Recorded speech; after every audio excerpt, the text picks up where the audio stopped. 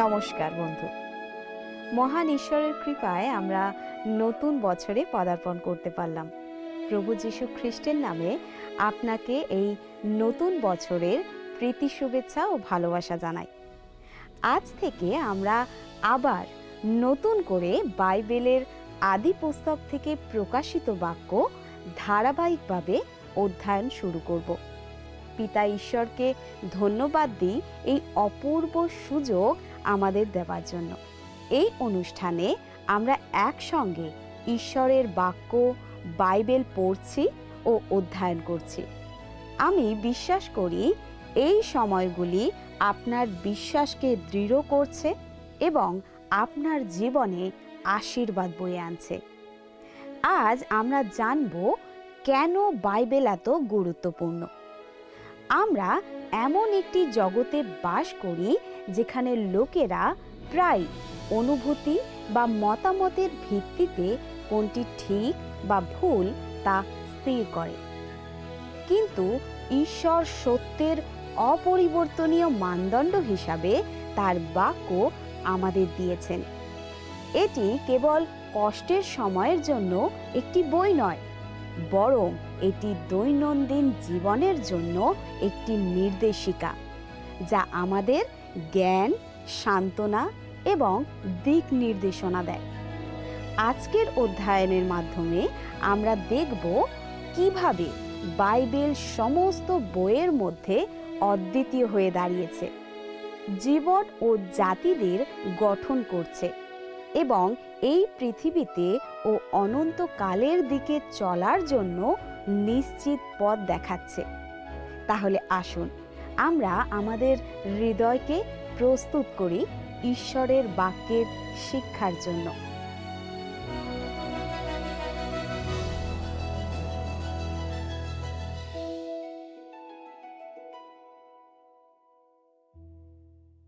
আপনাকে এই নতুন বছরে প্রভু যীশু খ্রিস্টের নামে প্রীতি ও শুভেচ্ছা ও ভালোবাসা জানাই।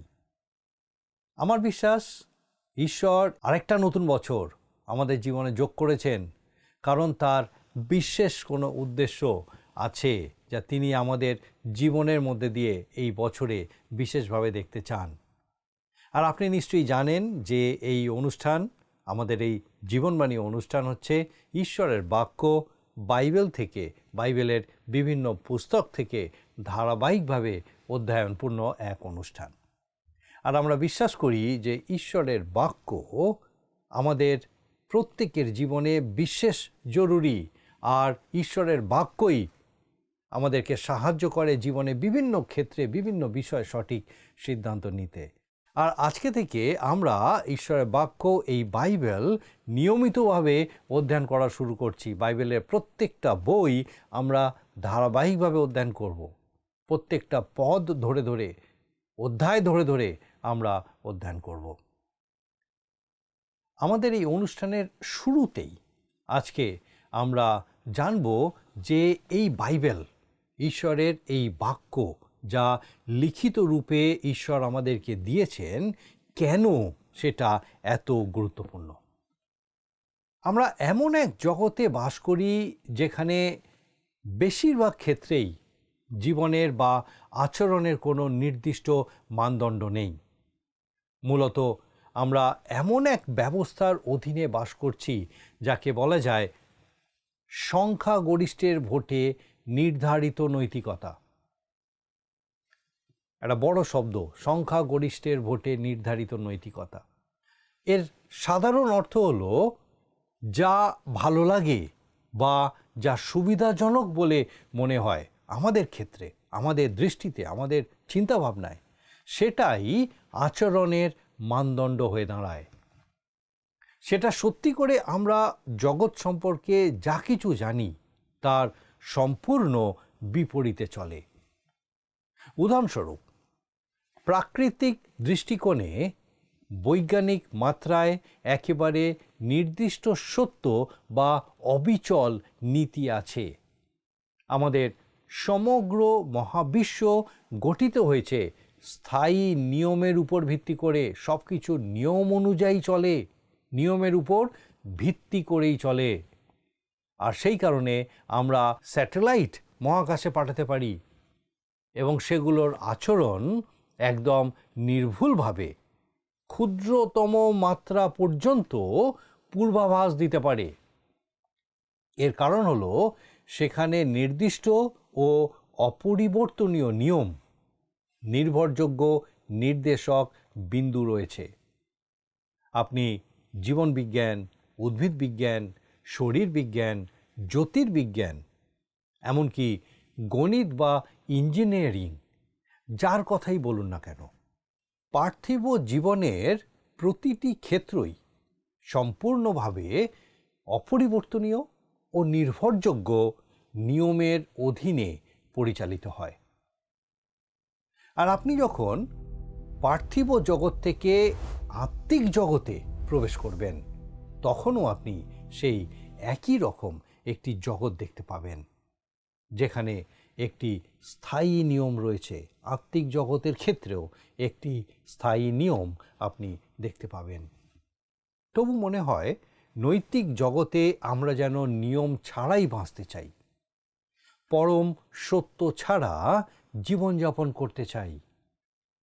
আমরা চেষ্টা করি আমাদের মানদণ্ড নিজস্ব চিন্তা আর ইচ্ছা দিয়ে নির্ধারণ করে নিতে, কিন্তু সেটা প্রায় অসম্ভব। যেমন পার্থিব জগতে নিয়ম ছাড়া আমরা কখনো ভারসাম্য রক্ষা করতে পারি না, তেমনি নৈতিক ও আত্মিক জগতেও নিয়ম ছাড়া আমরা কখনো এক সুরে বাধা থাকতে পারি না।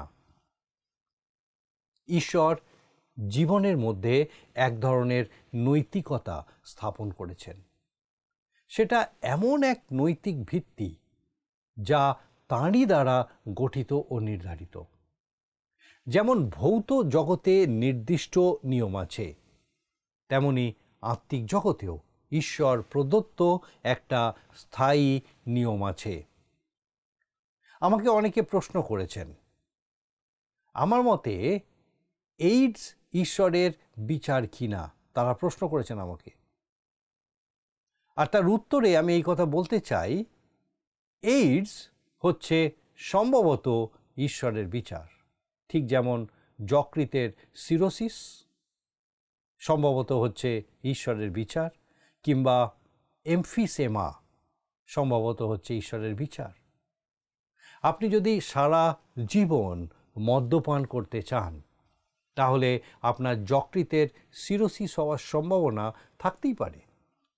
আপনি যদি সারা জীবন ধূমপান করতে চান, তাহলে আপনার এমফিসেমা বা হৃদরোগ হতেই পারে। আর যদি আপনি ঈশ্বরের নৈতিক নিয়ম ভঙ্গ করেন, তাহলে সম্ভবত আপনি যৌন রোগ, এমনকি এইডসের মতো রোগেও আক্রান্ত হতে পারেন। এটি এক অনমনীয় নিয়ম, বাইবেলে যাকে বীজ বপন ও শস্য ছেদন বলে উল্লেখ করা হয়েছে। আমি আপনাকে আরেকটা সহজ উদাহরণ দিই, যার মধ্যে দিয়ে আপনি এই বিষয়টা আরও হয়তো সহজভাবে বুঝতে পারবেন। ঈশ্বর মাধ্যাকর্ষণ শক্তি নামে আরেকটি নিয়ম স্থির করেছেন।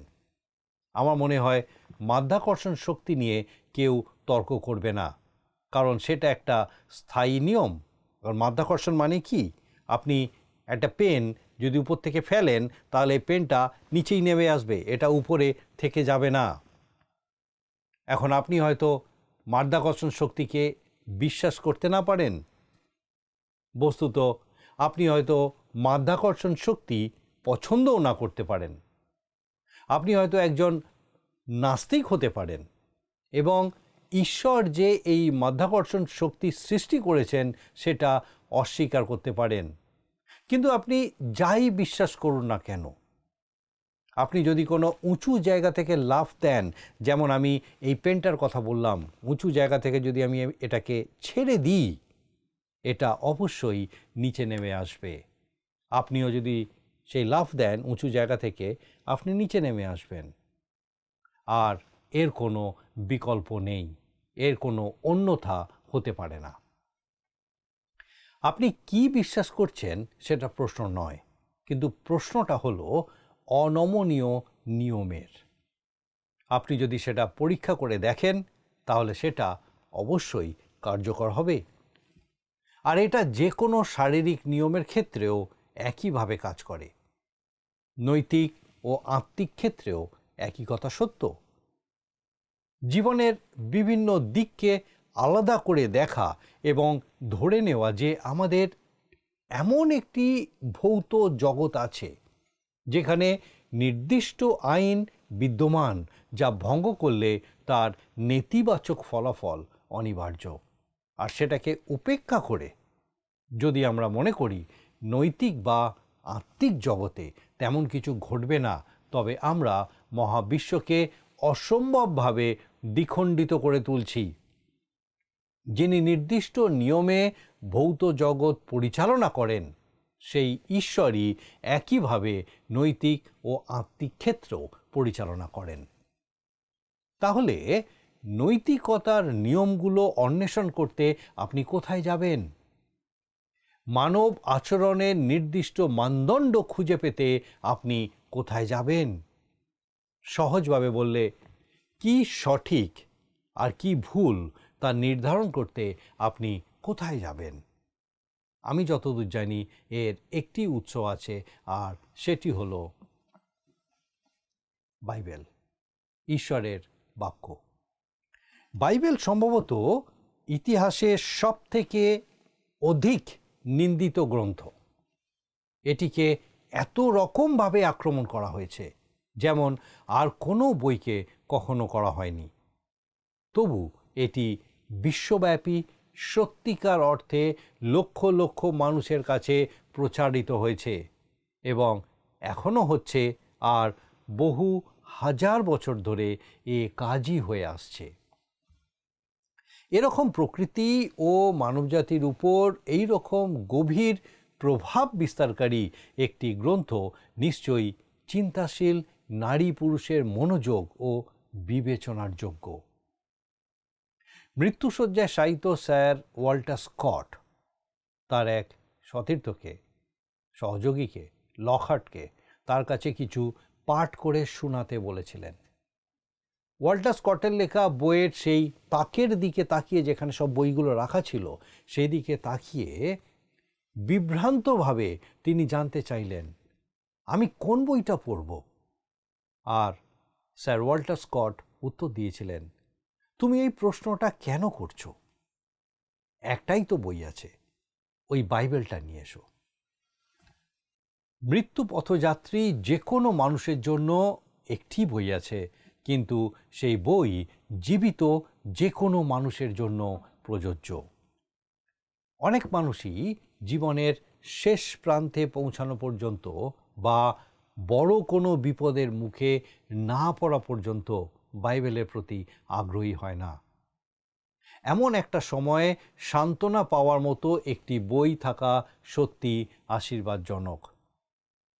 তবে এটি এমন একটা বই যা আপনাকে পূর্ণ জীবনী শক্তি নিয়ে বাঁচতে শেখায়। এটি এমন একটা বই যা বর্তমান জীবনের মুখোমুখি হতে সাহায্য করে এবং এই জগৎ পার হয়ে পরবর্তী জগতে পৌঁছানোর একমাত্র নিশ্চিত পথ প্রদর্শন করে। এটিই একমাত্র বই যা আমাদের জীবনের আকস্মিক বিপদগুলোর মোকাবিলা করতে এবং জীবনে আসা ধাক্কাগুলো সামলাতে সক্ষম করে। বাইবেল অন্য যে কোনো বইয়ের থেকে ভিন্ন। এই বই যে অনেক মহান মানুষদের প্রভাবিত করেছে, যারা পরবর্তী সময়ে জগৎকে প্রভাবিত করেছে, সেটা খুব স্পষ্ট। আমি আপনাদের সঙ্গে এমনই কিছু মানুষের উদ্ধৃতি ভাগ করে নিতে চাই যাদেরকে এই বাইবেল বিশেষভাবে প্রভাবিত করেছিল। একজন আফ্রিকান রাজপুত্র ইংল্যান্ডে এসেছিলেন এবং তাকে মহামান্য রানী ভিক্টোরিয়ার সঙ্গে সাক্ষাতের সুযোগ দেওয়া হয়েছিল। রাজপুত্র তাকে একটি গুরুত্বপূর্ণ প্রশ্ন করেছিলেন, ইংল্যান্ডের মহত্বের রহস্য কী? আর রানী একটি সুন্দরভাবে বাঁধানো বাইবেল আনিয়ে সেই রাজপুত্রকে উপহার দিয়ে এই কথাটা বলেছিলেন, এটি হচ্ছে ইংল্যান্ডের মহত্বের রহস্য। আমি ভাবি ইংল্যান্ডের দ্বিতীয় শ্রেণী এবং পরে তৃতীয় শ্রেণীর জাতিতে পতন হওয়ার কারণ কি এই নয় যে তারা ঈশ্বরের এই বাক্য থেকে দূরে সরে গেছে? সম্ভবত ব্রিটেনের ইতিহাসের সর্বশ্রেষ্ঠ আইনজ্ঞদের একজন প্রধানমন্ত্রী গ্ল্যাডস্টোন বলেছিলেন, আজকের দিনের নানা বিষয় নিয়ে কথা বলা হয়, কিন্তু একটাই বিষয় আছে, আর সেটি হলো সুসমাচার। আর এই সুসমাচারই সব কিছু সংশোধন করতে পারে এবং করবেও। 1800 সালের শুরুর দিকের সম্ভবত সর্বশ্রেষ্ঠ বিজ্ঞানী মাইকেল ফ্যারাডে এই কথা বলেছিলেন, কিন্তু মানুষ কেন পথভ্রষ্ট হবে যখন তাদের চালনার জন্য ঈশ্বরের এই আশীর্বাদ পুষ্ট বইটি আছে? পরবর্তী শতাব্দীর বিজ্ঞানী স্যার আইজ্যাক নিউটন বলেছিলেন, যদি বাইবেল সত্যি হয় তবে এমন একটা সময় আসবে যখন মানুষ ঘন্টায় 50 মাইল বেগে ভ্রমণ করবে। আর ফরাসি সংশয়বাদী ভলতেয়ার মন্তব্য করেছিলেন, বেচারা আইজ্যাক, ওই ভবিষ্যৎবাণী করার সময় সে বয়সের ভারে বিভ্রান্ত হয়ে পড়েছিল। এই বিষয়টা কেবল দেখায় যে বাইবেল অধ্যয়ন কিভাবে অন্যথায় বিজ্ঞান মনস্ক মস্তিষ্ককেও প্রভাবিত করতে পারে। আমেরিকার প্রারম্ভিক কয়েকজন রাষ্ট্রপতি বাইবেল সম্পর্কে কি বলেছিলেন তা জানা বেশ কৌতূহলের বিষয়। তাদের দ্বিতীয় রাষ্ট্রপতি জন অ্যাডামস বলেছিলেন, আমি আমার সীমিত জ্ঞান, স্বল্প সুযোগ এবং ব্যস্ত জীবনের মধ্যে যতটা সম্ভব সমস্ত কিছু অর্থাৎ সমস্ত ধর্মগ্রন্থ পরীক্ষা করেছি, আর তার ফলাফল হলো আমি জেনেছি যে বাইবেল হলো পৃথিবীর সর্বশ্রেষ্ঠ বই। এর মধ্যে যতগুলো গ্রন্থাগার আমি দেখেছি এবং সব মিলিয়েও সেগুলি থেকে যে সামান্য দর্শন আমি পেয়েছি তার থেকেও এখানে অনেক বেশি প্রজ্ঞা আছে। আর এর যে অংশগুলোকে আমার সীমিত দর্শনের সঙ্গে আমি মেলাতে পারি না, সেগুলিকে আমি পরবর্তী অনুসন্ধানের জন্য স্থগিত রাখি। আরেকজন রাষ্ট্রপতি জন কুইন্সি অ্যাডামস বলেছিলেন, আমি এক জগৎবাসী মানুষ হিসেবে জগতের মানুষদের উদ্দেশ্যে বলছি, পবিত্র শাস্ত্র অনুসন্ধান করো, পবিত্র শাস্ত্র অনুসন্ধান করো। বাইবেল এমন একটা গ্রন্থ যা সব বয়সে এবং মানব জীবনের সব অবস্থায় পাঠ করা উচিত। দুই একবার পাঠ করে রেখে দেওয়ার মতো নয়, বরং প্রতিদিন অল্প অল্প করে পাঠ করা উচিত।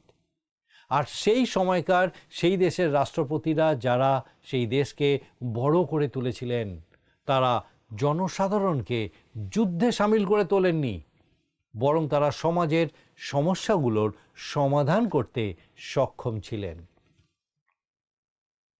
কেউ হয়তো আপত্তি করে বলতে পারে, কিন্তু তখনকার সমস্যাগুলো এখনকার সমস্যার মতো হয়তো জটিল ছিল না।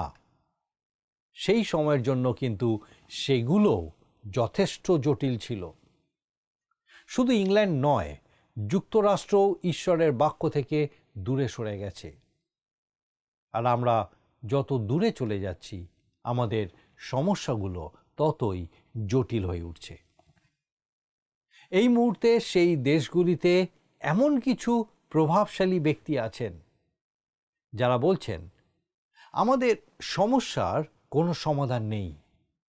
এই কারণেই ঈশ্বরের বাক্য সম্পূর্ণভাবে জানার ও শেখার প্রয়োজন আছে। যারা বলে সমস্যার সমাধান নেই, তাদের জানার প্রয়োজন আছে, শেখার প্রয়োজন আছে ঈশ্বরের বাক্য। আমি বিশ্বাস করি এটাই হচ্ছে একমাত্র সমাধান।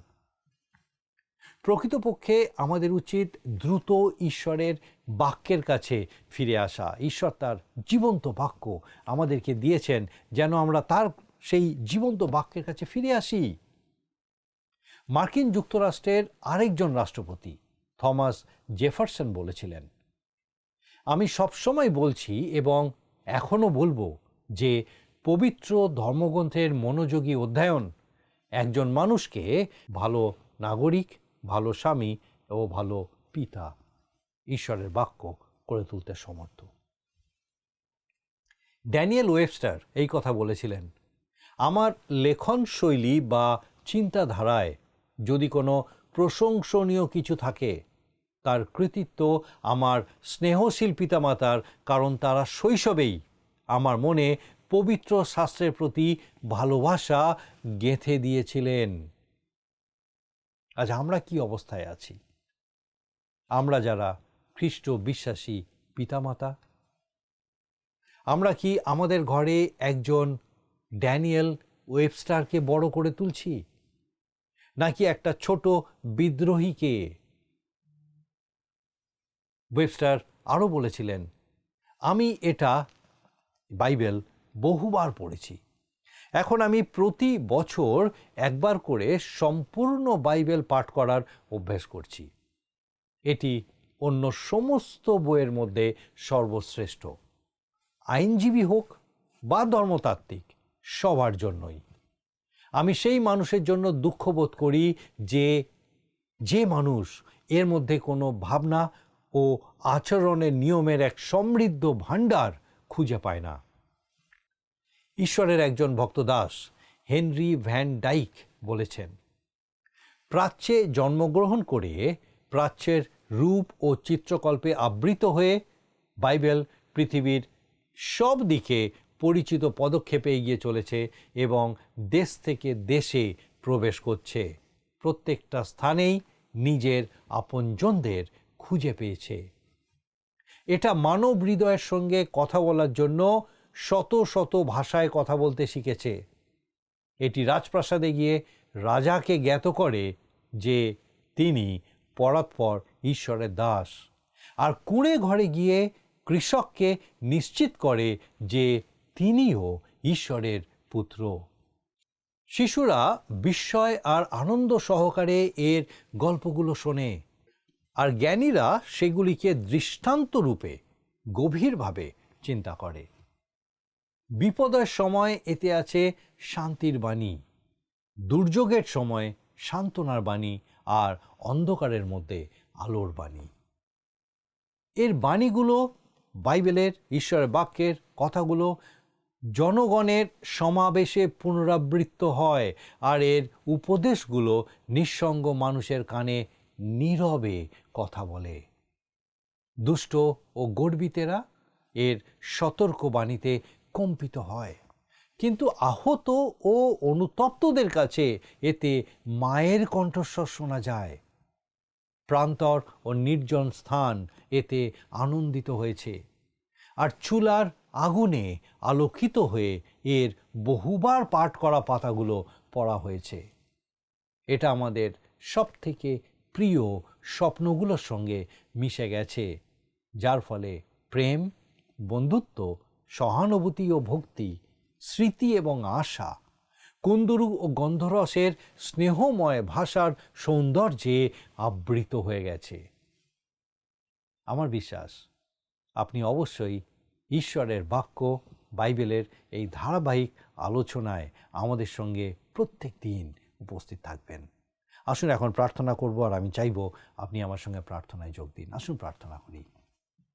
মঙ্গলময় পিতা, ধন্যবাদ দিই প্রভু, তোমার জীবন্ত বাক্য বাইবেল তুমি আমাদেরকে দিয়েছ, কারণ তুমি চাও যেন আমরা তোমাকে জানতে পারি এবং তোমার জীবন্ত বাক্যই তোমাকে প্রকাশ করে।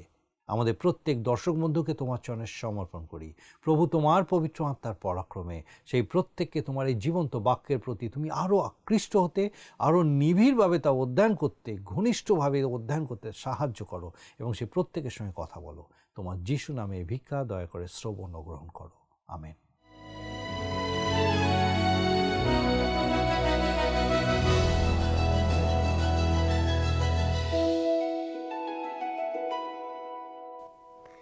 আমরা আজ দেখলাম যে বাইবেল কেবল গল্পে ভরা একটি পুরনো বই নয়, এটি হলো ঈশ্বরের জীবন্ত বাক্য।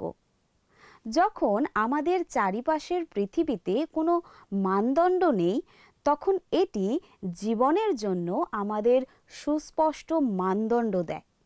ঠিক যেমন প্রকৃতির কিছু স্থির নিয়ম রয়েছে, তেমনি ঈশ্বরও আমাদের আধ্যাত্মিক এবং নৈতিক জীবনের জন্য তার বাক্যে অপরিবর্তনীয় সত্য স্থাপন করেছেন। সমস্ত বইয়ের মধ্যে বাইবেল অদ্বিতীয়।